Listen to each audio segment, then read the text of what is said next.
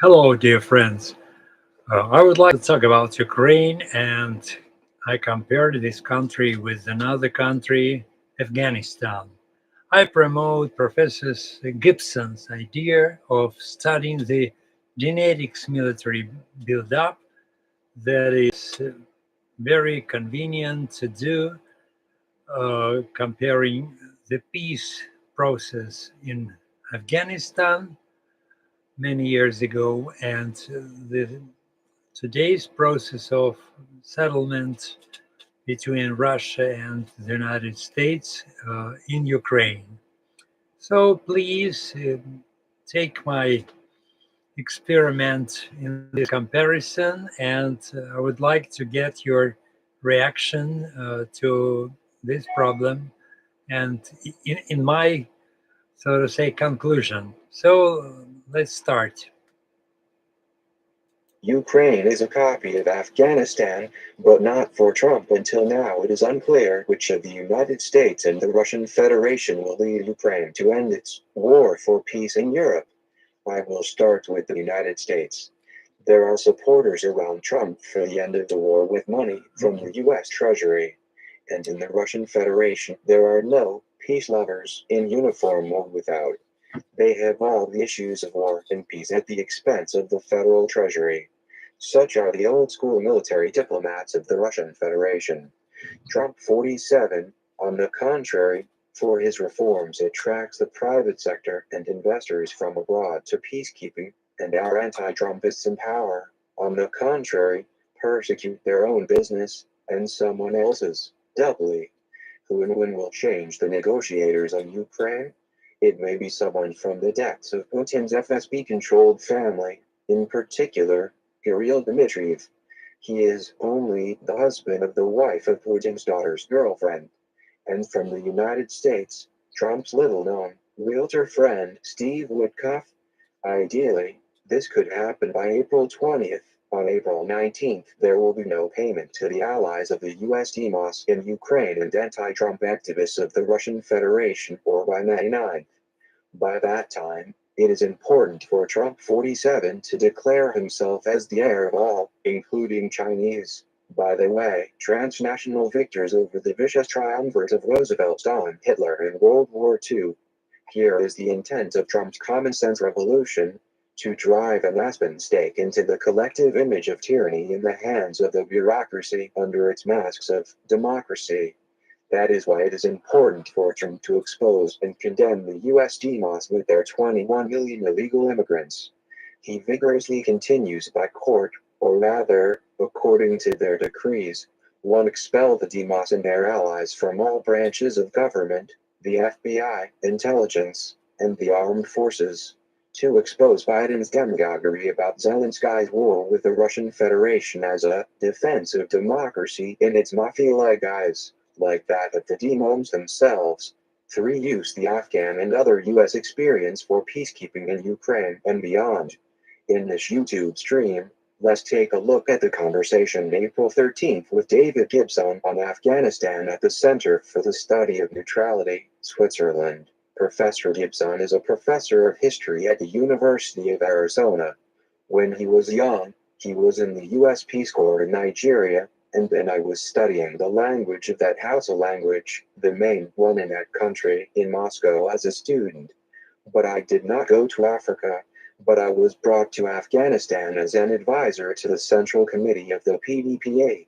Therefore, David and I see similarities between Putin's Special Military Operation, SMO, and the Soviet War in the DRA.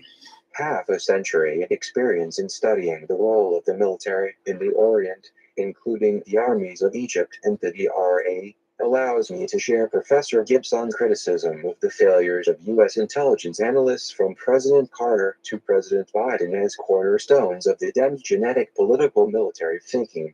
For example, the schemes of intriguers in the CIA and KGB of those years are used by today's servants of the people in power. We are talking about the practice of creating and protecting the April Revolution of 1978 in Afghanistan and the protection of the Maiden in Ukraine since the 2000s, and not only since 2022. the intelligence communities of the USSR, Russian Federation, and the United States, together and separately, produced false threats to the existence of the USSR under US missiles from the Hindu Kush Mountains. Now the same threats to all Western security are already being announced by Zelensky's partners hosts from the EU NATO. Although everything in each separate country has its own special military political genetic memory.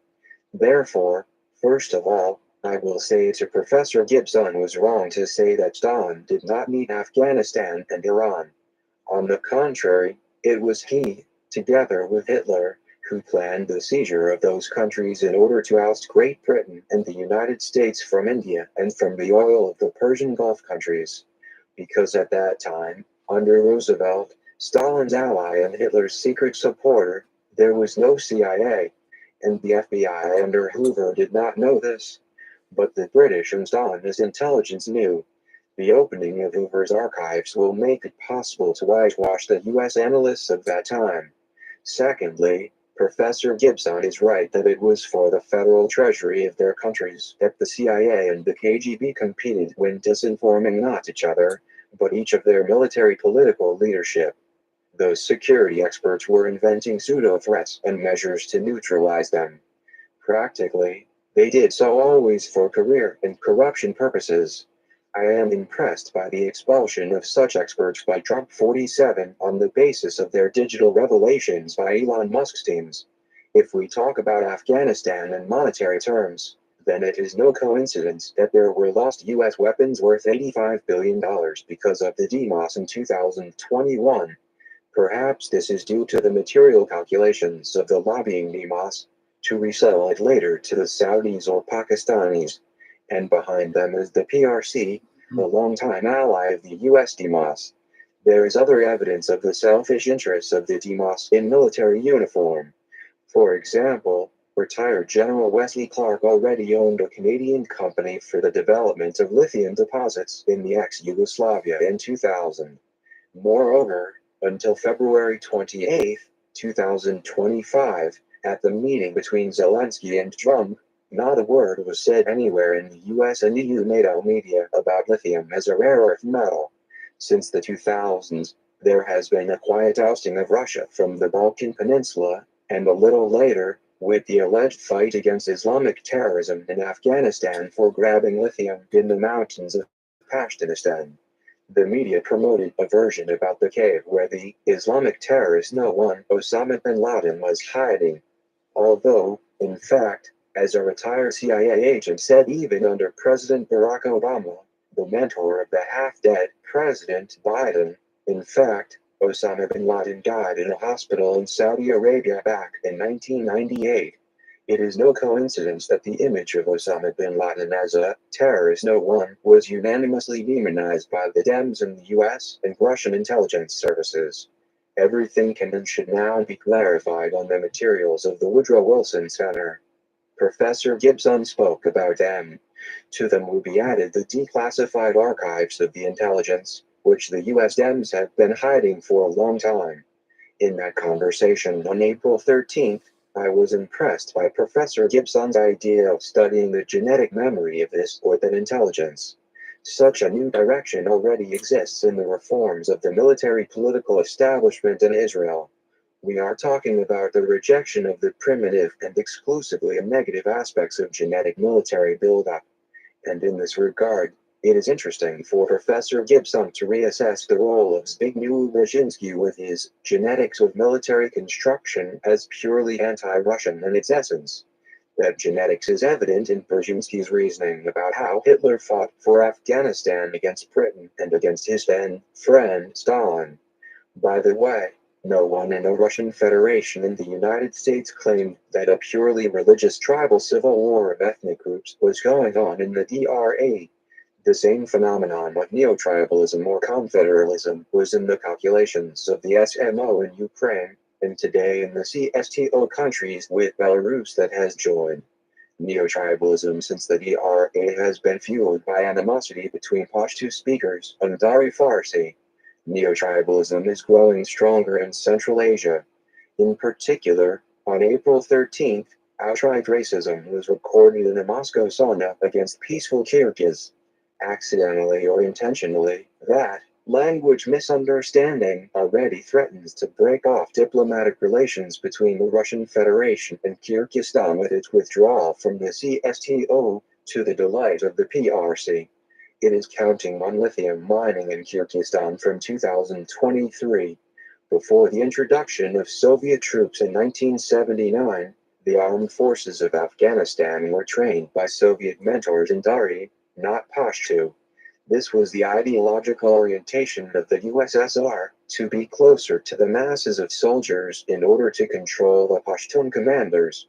Professor Gibbson considers the role of Kissinger in the Roosevelt-Stalin-Hitler genetic paradigm of security in the United States. They, as you know, planned a global military political intervention around the world. For example, in 1973, after Vietnam, Kissinger created the doctrine of covert force response through the CIA against Angola in 1974-1975, and soon after for Afghanistan in 1978. Kissinger, not Brzezinski, it would be good to find out, persuaded the Shah of Iran to oppose the USSR in his defense of the April Revolution of 1978 in Afghanistan. Before the end of that protection, in 1989, millions of refugees fled from Afghanistan to Pakistan, Iran, and Egypt. Moreover, all of this time, the ruling PDPA with its armed forces and police split into clans alliances of tribes destroyed the country with tribal and ethnic repressions far more than the military contingent of the USSR did. At that time, Brzezinski and Kissinger believed that the United States rules the world through Afghanistan and Iran. The half-dead President Biden thought similarly about the role of the United States. Yes, anti-Pashtuns in the DRA armed forces, and later used the Ministry of Internal Affairs and the KGB, Zarandoy and KHB in Dari, by the way, against the Pashtun Taliban. Talibs always were a symbol of the country's independence. Such a symbol was the Pashtun poet Taraki, and the half-breed Babrak Karmal was the son of a Pashtun general and a Tajik woman. Although it was after the murder of the pure Pashtun President Amin in his own palace by his loyal Soviet friends, the Shuravi, that all ethnic groups of the country unanimously embarked on the path of struggle against the USSR. The Kremlin did not and does not have a strategy for appeasing Islam. He was afraid of any activity of 20 million Muslims in the USSR and today in the Russian Federation. Islam in Afghanistan knew how to defend itself. There have been weapons in the DRA against the USSR since the Anglo-Afghan Wars. But the local KGB from the non-Pashtuns of Afghanistan also had its own weapon. It was alcohol for the military political leadership. Any alcohol is in principle unacceptable by Islam. But for the local KGB, everything went according to Andropov's plan against President Taraki, as in the future with the successor of the KGB, the FSB with the president of the Russian Federation Yeltsin. All these and other politicians were droned by the intelligence service to control their will. At PDPA party meetings, instead of a decanter of water, there were vodka bottles on the table, albeit with water. But even this was contrary to revolutionary and Islamic morality, not to mention the Pashtun Code of Honor as the Pashtun Walai. Professor Gibbson pointed to Pashtun and Balak self-rule at the grassroots level of the armed forces in society as an important factor in the life of Afghanistan. It was that grassroots self-government that prevented Stalin from breaking through to the Persian Gulf, and after Stalin, KGB proxies in the form of Armenians and their enemies, Azers in the Communist Party of Iran called Tudeh, were already rushing there. It led the communists, not here with the help of the KGB, about which there's a book by Mikhail Kruderkin. Hafizullah Amin, as an honest Pashtun, trusted friends from the USSR. In principle, he could not be a CIA agent with his code of honor. It says, do not betray friends, especially those who brought you to power. the CIA, and it was under the Dems, which should be checked in the archives, that Amin was framed with its disinformation for his destruction by the KGB Special Forces. This was a clear disregard about the recruitment of Amin by the CIA, as also mentioned by Professor Gibbson on April 13th. It is noteworthy that President Amin, who was brutally murdered until recently, was replaced by the enemy of Afghanistan known as Babrak Karmal. He handed over all the reins of power to the Shuravi without dispute, and soon the country fell apart during the wars of the Pashtun clans among themselves against the background of their common war with the support of the CIA against the Northern Alliance of non-Pashtuns, Tajiks, Uzbeks, Hazars, etc. As a researcher of the role of the army in Egypt, I am impressed by the Sadat complex mentioned by Professor Gibbson. As you know, Sadat changed Nasser's reliance on the USSR for his alliance with Israel and the United States against the USSR. It was this prospect that frightened the Kremlin at the time, and the ruling CPSU ordered by the decision of only 3 people from the Politburo of the Central Committee of the CPSU to remove Amin. It would be good to attach those documents in the archives of the CPSU and the KGB about disputes on this topic to the declassified CIA archives under Trump 47. Then the collusion of the communism Chekists with CIA analysts under the U.S. Democratic Party will be revealed in order to neutralize their role in the United States and on the bigger Middle East. Professor Gibbson mentioned President Carter and his national security advisor Brzezinski with games for money. Money went from the CIA to the Afghans against money from the KGB. More money from the CIA was against the money of the KGB. This is how the April Revolution with its international defense choked by 1989.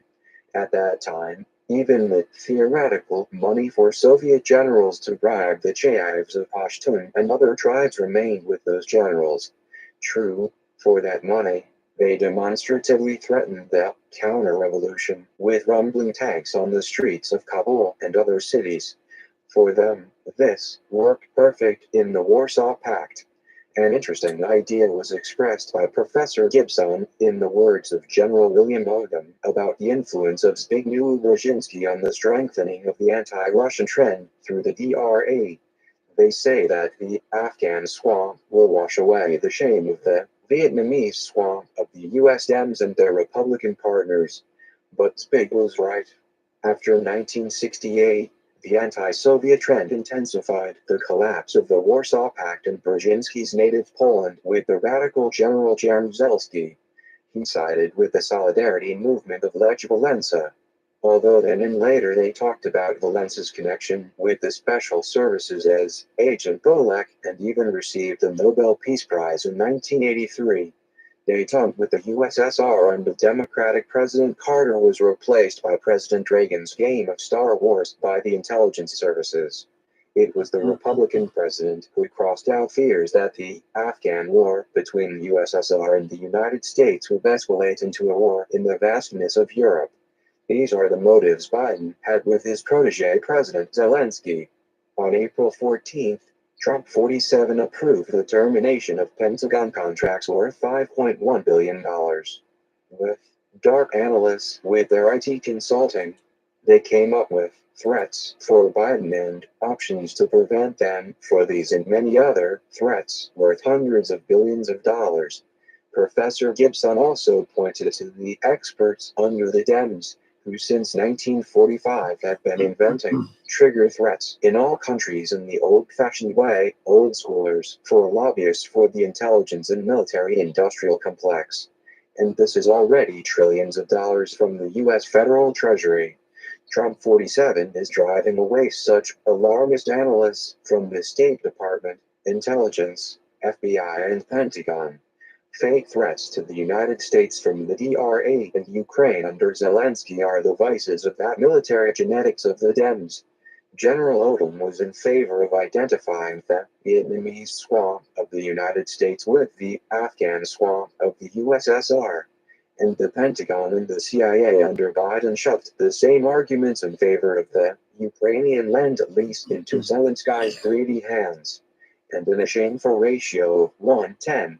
It was recently pointed out by Trump, demonstrating the robbery of the U.S. federal treasury through the USAID by the Dems. Out of $100 million from such help, the petitioner received $10 million out of 100. Brzezinski bet on Islam against the USSR in Afghanistan, and almost pathetically, global Islam now threatens the global North. It all started with the bet of the Demos and renegade Republicans on exhausting the USSR in the swamp of the Afghan war. And Trump is against the exhaustion in the blood of the Kremlin soldiers, Ukraine and EU NATO citizens. And in this regard, I found an interesting idea about genetic memory tunnels for against war criminals on the website of Neutrality Studies in Switzerland. Here are my comments on the topic. If we talk about the tunnels of reality for against war criminals in Afghanistan, the Balkans, and today in Ukraine, then I would highlight 1. The distraction of public consciousness or opinion from material interests of actors in war or conflict. 2. Creation in the media and especially in the education system, the narrative necessary for not justifying or glorifying war criminals. A negative genetic memory in history exclusively for their justification in front of descendants. B. To disguise ongoing war crimes with accents and propaganda on sporadic or even provoked by special services disputes and conflicts of an ethno religious, etc. nature. My spiritual Mephistopheles from Sweden, Bengt Abrahamsson, long ago foresaw the collapse of Yugoslavia as pseudo-confederative structure. There, the Serbs, through the Croatian Broz Tito, held everyone with an iron fist of preferential tariffs between the Soviet bloc and the West, basically before the collapse of the USSR, acting by bribery. And after Tito's death, the Serbs carried out everything exclusively by force. I learned about this at the section of the IEPS, where I led a discussion about military conversion as a new political phenomenon. This was in 1991 in Argentina. This is the paradox. The dominant ethnos or another group chooses for itself a shield and sword from a small ethnos or religion as a potential war criminal. Trump 47 has the DEI as a scapegoat for Dems' failures in the transportation sphere, as we can see.